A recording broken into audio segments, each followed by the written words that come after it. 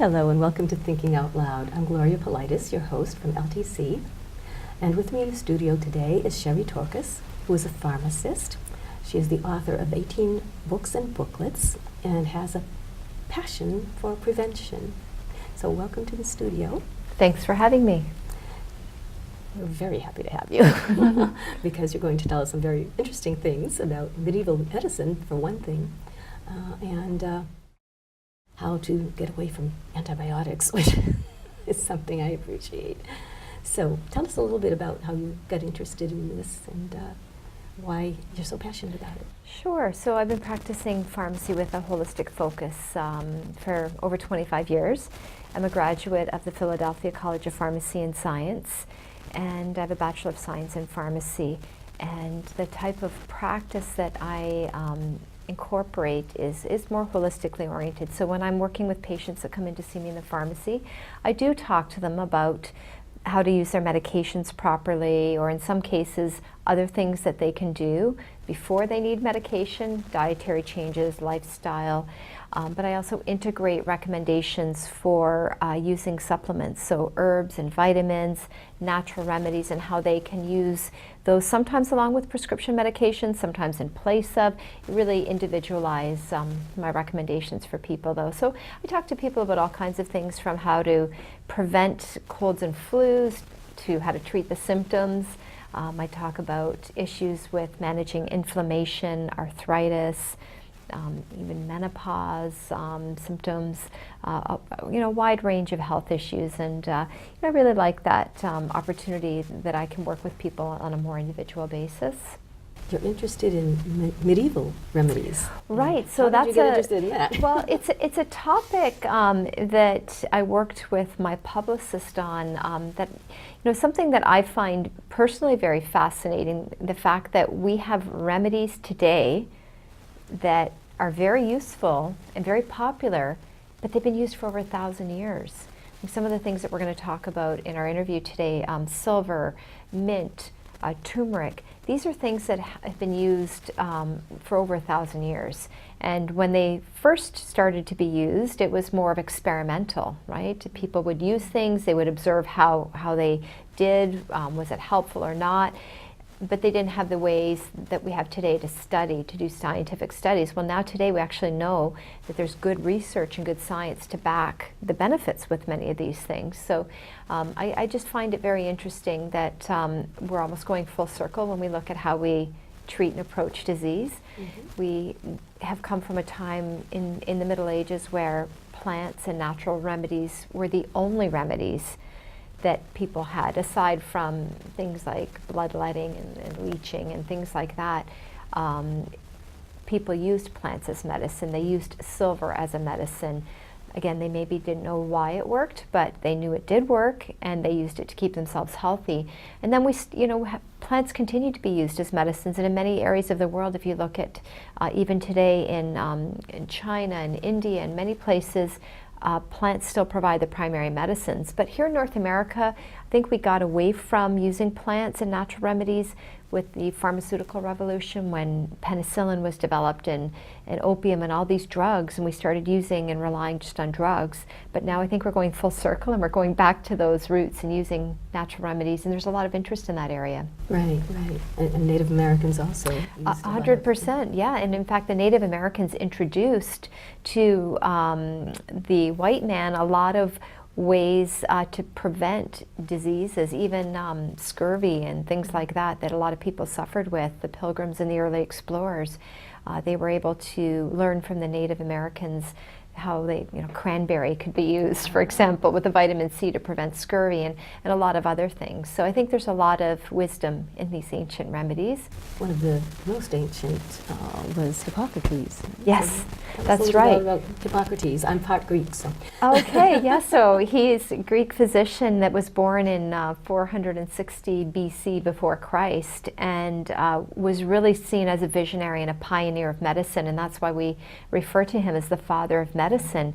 He was really one of the first doctors to look at the person as a whole, not just as a symptom. So for example, if you're coughing, it's not just coming from your chest, to look at what's going on in the body. And He believed that there was a rational and a physical explanation for diseases and illnesses, and he made a lot of discoveries in terms of using things like silver and other plants as well that could be used therapeutically. He also coined the Hippocratic Oath, which a lot of people know to do, basically boils down to do no harm, which is an ethical oath that a lot of doctors have used and said over time. In the Middle Ages, they knew of him too. Yes. And, so you are actually going to look at 3 particular remedies from the Middle Ages. And that's right. So I brought 3 remedies. I have silver, I have turmeric, and I have mint. And these are 3 remedies that again have been used from the time of the Middle Ages that fast forward to today. We use them today. They actually have good science and good research backing the benefits. So the first one that I wanted to talk about is silver. And a lot of people are actually surprised that silver offers health benefits, because you think about the silver spoon, right?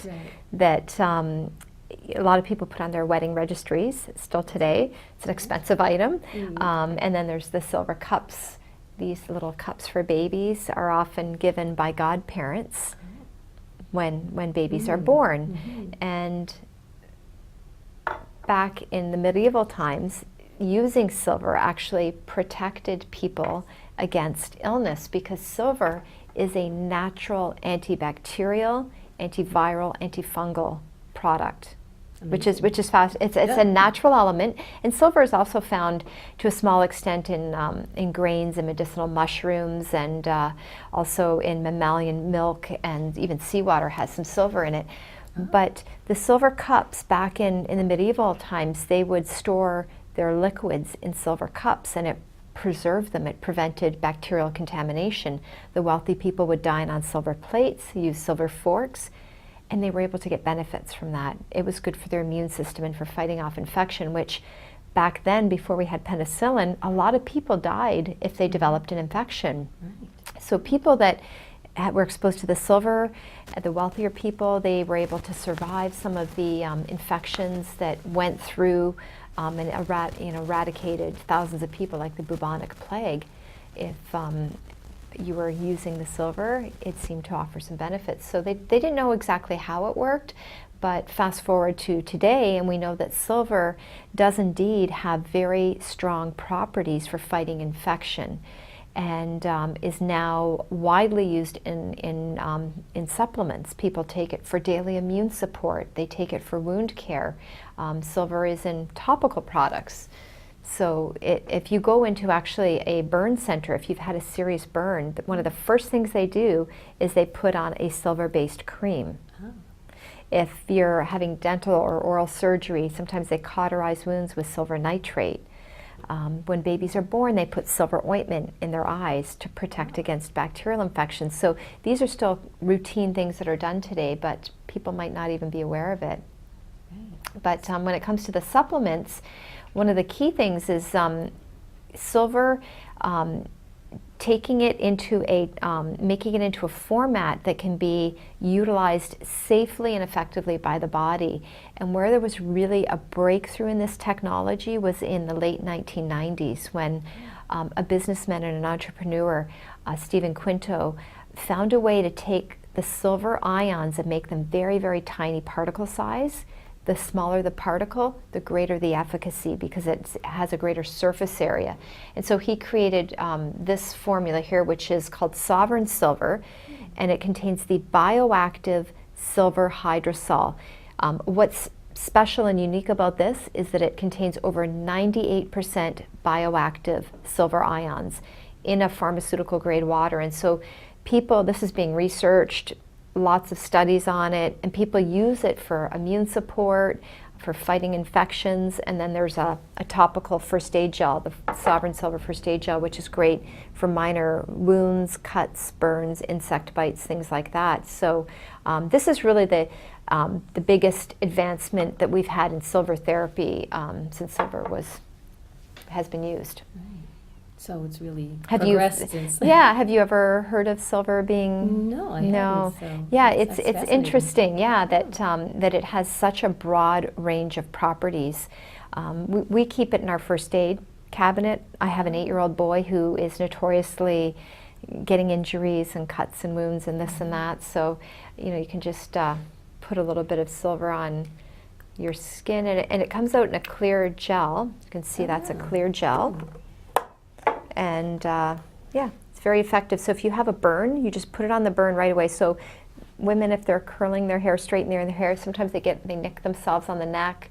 I've had that happen before. You just put a little of the silver gel, and what it does is it prevents infection, it promotes healing, and it reduces scarring as well.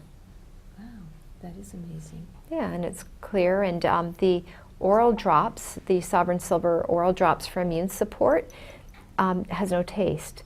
So it's easy to get the whole family to take it because it doesn't have a yucky medicine taste. And so that can be taken preventatively. So people can take this for daily immune support. Or if you feel like you're coming down with something and you're feeling under the weather, like you're going to get sick, you can take it at higher dosages. It's a very safe product, and it works through different mechanisms to help fight a potential viral or bacterial invader in your body. Now, does it come in other forms besides? Yeah, so there's a dropper, there's also a spray, and the spray is great to take if you're going on an airplane and you want to spray the back of your throat, because airplanes are, you know, germ beds, really. We're surrounded by so many germs when we're flying, but the spray is also handy if you have a sore throat. You can spray it right in the back of the throat, and it helps with that as well. Oh, that's great. It reduces inflammation. So by reducing inflammation and having the antiviral, antibacterial properties, it gives it a really strong benefit. That's great. I'm going to get some of the spray because I sing in a choir. So. Oh, fantastic! Yeah, yeah. Sore throat, dry throat. It does really work well. That's great. I'll Yeah. pass the word along to the other choir members. Yeah, too. so silver, and what you want to look for, again, because not all silver products are alike, and what they've done with the Sovereign Silver, which the fact that it is the 98% bioactive silver, which is fantastic, that makes it very effective, very safe, but also it's in glass bottles and it's in an amber bottle, and that protects it against light, and it gives it better stability. So that's another key thing that people would be looking for when they're choosing a silver product. What else? So I also brought with me turmeric, which we had a chance to just talk about briefly before we started our interview. And turmeric, which has been popularly used in Indian cultures, it's in curries and a lot of recipes, has a very beneficial effect at helping to reduce pain and inflammation in the body. And it's also been very widely studied. Just like silver, silver's been, thousands of studies have found the benefits with silver. Turmeric is right up there as well with thousands of clinical studies. And I'll show you what the turmeric root looks like. It kind of looks a bit like ginger root, only turn it sideways and you can see that bright orange. Right. So you can shave that off and add it directly into your recipes. You can make a drink with it, a turmeric chai or a turmeric latte. I like this combination tea here. It has ginger and turmeric. And you just add hot water, or you can add, if you like, almond milk or cashew milk or coconut milk, whatever it may be, to make a nice hot drink with that. It's really, really tasty. So turmeric is very beneficial, as I mentioned, for reducing inflammation. People will use it if they have arthritis, they have joint aches and pains. It's also great for the brain. There's some preliminary research showing that it can help to fight off some of the age-related things that happen in our brain that we don't want. A lot of benefits. And you know, really there's no downside when it comes to turmeric because it doesn't cause side effects like we see with the anti-inflammatory drugs. It's not hard on your stomach. It's actually very well tolerated and can be used to help even people that have intestinal issues. Yeah, so turmeric, and you can find that in the tea. There's the root, you can get capsules. Also the turmeric, which this is my turmeric powder. I make a lot of curry at home, so that's one of my key ingredients for my curries. Right, it's a spice, but yes, basically. It's a spice, been used again for thousands of years, and now we know that it does have some strong therapeutic benefits. Turmeric actually contains an ingredient called curcumin, and that's responsible for most of the health benefits that we see with turmeric. And then the last remedy I have is mint. So I have my fresh peppermint leaves, and which is actually green, but where it looks a little brown with the green screen, but smells so nice and fragrant. So mint, what's great about mint is that it is very beneficial for helping to soothe digestive distress. So for people that have gas, bloating, cramping, irritable bowel syndrome, there's been some good research showing that mint, in particular peppermint, can be helpful in that regard. And that's due to the menthol. The menthol, which is the active compound, which helps to calm down spasms in the intestine and promote better digestion. There are other kinds of mint. Yeah, there's spearmint, but when it comes to the benefits for digestive health, most of the research has been done on the peppermint, so that is what you would go for. And I would say to people, go for peppermint tea over a candy, because most of the candies just have a lot of sugar, and some of them don't even contain mint. They have artificial flavorings. Some of them have actual peppermint oil, but not all. So, yeah. Where can we get most of these things? Yeah, so the mint teas you'd find in any major grocery store. You can also go find peppermint capsules in a health food store. Same with the turmeric, health food store, grocery store. When it comes to the Sovereign Silver, you would find this in health food stores, but you can also find this online. If you go to sovereignsilver.com, they have a website. So if you're looking where you can get that in your area, but like there are different formats, as I mentioned. There's dropper, there's a spray, there's also a large bottle of liquid that you can get. So it comes in different formats, but most health food stores carry it because Sovereign Silver is actually the #1 brand of silver, colloidal silver. Because it has, the attributes that we don't see with a lot of the other silver products, the bioactivity, the safety, and been backed by good science too.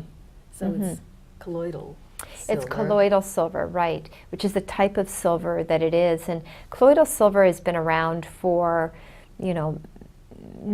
almost 100 years, I would say, but getting it into the right format that gives you both the benefits and the safety has been what people have been working on. And when Stephen Quinto was able to develop this technology to reduce the particle size of the silver, so it looks like a clear liquid. If I were to drop it out, I can just show you in the dropper here. So it's a clear liquid. So you don't see, it's not like you'll see little flakes of silver. It's the particle size is so small that you can't even see it with a regular microscope. You have to get a special microscope to actually see the particle size. But the great thing about the small particle size, it has greater surface area. Greater surface area means it's able to be more effective in attacking viruses, bacterial, fungal infections, and it also gives it a greater safety profile. That's fantastic. Yeah. Just as you say, the others we've heard of, but that's something I think most people haven't heard about. Yeah, not as many people are familiar, but I think where silver can really play a strong role is in prevention. And one thing that I try to educate both my patients and fellow colleagues about are the dangers of overusing antibiotics, because we know that antibiotic use has become a widespread issue. People are taking them unnecessarily when they have viral infections. If you have a cold or a flu, an antibiotic isn't going to do anything for you, but if you take the antibiotic, it can lead to resistance, and it's contributing to that superbug problem that we're seeing today. So if we can prevent the need for antibiotics by keeping our immune system strong and supported, silver is one of those tools, and one supplement I would recommend, also vitamin D, vitamin C, adequate sleep, reducing your stress levels. Those are all things that I would recommend as a holistic pharmacist. Right. So what are your favorite recommendations in terms of, besides these 3 medieval remedies that work together well? Well, it depends on what condition we're looking at treating. I mean, there are so many natural remedies today that have good science, aside from the 3 that I talked about today. I mean, there's green tea, which again has also been used for thousands of years and is backed by a lot of research. It's used to help for longevity and for cardiovascular support, and also has some immune benefits. Other remedies like honey is great for people that have a cough or a sore throat. It's very healing, contains a lot of nutrients that are soothing as well. So honey, and when people come into the pharmacy and they have a cough or sore throat, that's one of the things that I often say, have a teaspoon of honey. it works just as well as some of the cough medicines that we have. Right. Yeah, Right, so yes. that's another good remedy to keep on hand. I mean, there are just so many options when it comes to good science-based natural remedies that we have today. Generally, I put honey and lemon in my tea before going to choir. Yes, yeah, it's a good drink, and it's also you want to keep your throat lubricated as well, and because I know it's an issue for singers as they get dry throat and sore throat, and so honey is helpful for that. That's true. So where can they get in touch with you? So anybody that wants more information, you can check out my website. It's sherrytorkos.com. So that's SherryTorkos, sherrytorkos.com for more information. And I do have a blog that I posted on this topic of ancient medieval remedies and how they can be helpful for supporting your health. So you can check that out. That's great. Now, you did talk about this superbug. And according to this little piece here, it says the CDC warning nightmare bacteria on the rise. Can you talk a little bit? Yeah, about superbugs. So superbugs are bacterial infections that are bacteria that are becoming resistant to antibiotics. So that's a superbug. It's a bacteria that has changed and become resistant to antibiotics, and they're very strong, and they're contributing to a lot of infections. In fact, over 20,000 people die every year due to contracting antibiotic-resistant bacterial infection. So this is a huge issue. The CDC, the World Health Organization, all the medical associations were talking about this because we need to be proactive in how we treat infections and make sure that we're using antibiotics only when necessary. And that's something as a pharmacist I always tell people. If you have a cold or a flu, go home, rest, vitamin C, take your silver, have some zinc lozenges, things like that. Don't run to the doctor for an antibiotic, because if you take an antibiotic when you have a viral infection, it's not going to do you any good. And it could contribute to resistance and the superbug crisis. So challenges, people are still sometimes wanting to take a pill to make them feel better. So I say go to the health food store, the natural section of the pharmacy to do that, because the antibiotics do not work against viral infections. So really the superbug crisis is being fueled by the unnecessary use of antibiotics. People are taking them when they don't need them. And because of that, we are going to run into a situation where it's already happening, where the antibiotics like penicillin that's been used very effectively for decades, it's not as effective today. And a lot of the other antibiotics that we have, they're losing their efficacy at treating infections because the bacteria are morphing and adapting, and they're becoming resistant to the effects of the antibiotic. Right. So that's a big issue, because we could run into a day in the near future where we don't have necessary antibiotics. When people do get bacterial infections, they're not going to work if we keep using them unnecessarily. So we all need to be vigilant about that and make sure that you only take antibiotics when they're absolutely necessary. I know this is not directly related, but can the over-prescribing of opioids and, of the modern, I guess, medicine sometimes can do more harm. I mean, when you look at the potential effects, of some of these things, it's like it's worse than what they're trying to address. Yeah, and the challenge with the opioids, and I know some people start taking them for legitimate reasons, Exactly. a back injury or a knee replacement or whatever the case may be. They don't intend to get addicted, but those drugs are very addictive. And so people start taking them because they need them, and then before they know it, they're addicted to them, and it's hard to get off of them once you've started taking them.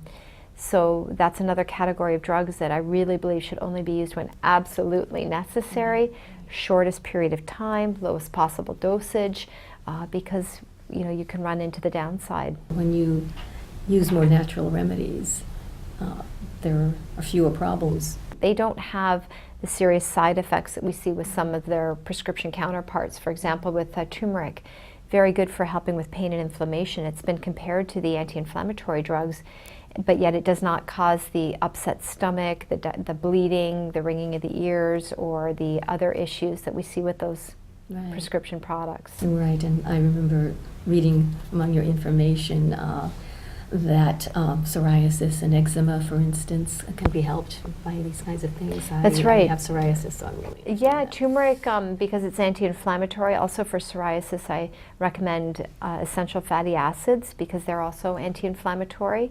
So taking a good omega-3 supplement would be helpful for that. Also the omega-6s, which you would find in primrose or borage oil, they can be also helpful for psoriasis. High amounts of vitamin D as well because it has an immune impact. That would be something else that I would suggest for autoimmune diseases. I think I'm not taking enough vitamin D. Most North Americans do not take enough, no, because we are only able to make vitamin D through sun exposure. And in order to have enough sun exposure, we need to have like 50% of our body exposed to the sun for about 20 minutes. That doesn't happen for most of us. And then we wear sunscreen, which blocks the vitamin D. So it is really important to take vitamin D in supplement form. And even getting out into the sun. And when you can, get out in the sun. That's right. That's right. It's difficult, right. So how many people are advocating the kinds of things that you don't know numbers, but is this a growing Well, I would say it's a community growing of- trend. Yeah, for sure. When I first started practicing with more of a holistic focus, I would say I was part of a small group of pharmacists. But now more and more of my colleagues are embracing and using natural remedies, and same with the doctors. When I first started practicing, I would say most medical doctors were shunning this stuff and they just wanted the prescriptions. But now we are seeing the medical doctors that are embracing and recommending and using these products even themselves. Great. We don't have much time left, so can you just briefly go through the three?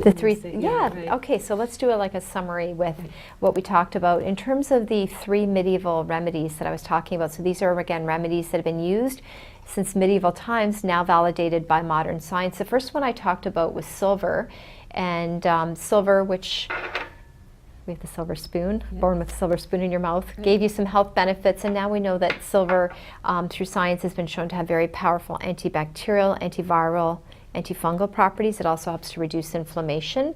When it comes to choosing silver for the medicinal benefits, you would want to look for a colloidal silver that has the bioactive silver hydrosol. That gives it that greater efficacy, very tiny particle size, so that's the sovereign silver. And you'll find sovereign silver in health food stores. You can also look it up online at sovereignsilver.com. So they have the drops, and I also talked about this sovereign silver first aid gel. Fantastic for minor burns, cuts, scrapes, insect bites as well.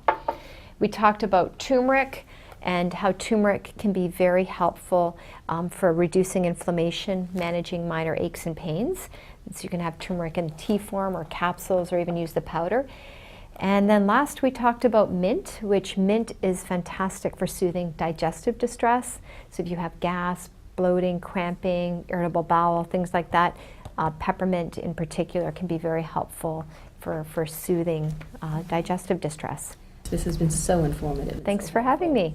And thank you for tuning in, and I will see you next time.